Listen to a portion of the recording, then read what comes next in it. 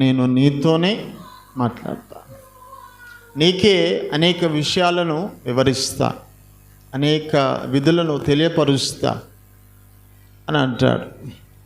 కనుక మోసే అయ్యా నేను ఒక్కనే రావాలా అని అనలే, అని పిలిచాడు, నేను వెళ్ళాలి అని ఆలోచన కలిగిన మోసే దేవుని దగ్గరికి అనగా సీనాయి కొండ ఎక్కడానికి సిద్ధపడి వెళ్ళడానికి సిద్ధపడ్డాడో లేదో ఒక నూతనమైన అనుభవాన్ని, మేఘాలు కమ్ముకోవడాన్ని, మేఘాలలో ఎక్కిపోవడాన్ని, ఎవరు చూడని అనుభవాన్ని, ఎవరు అనుభవించని అనుభవాన్ని మోసే చూశాడు.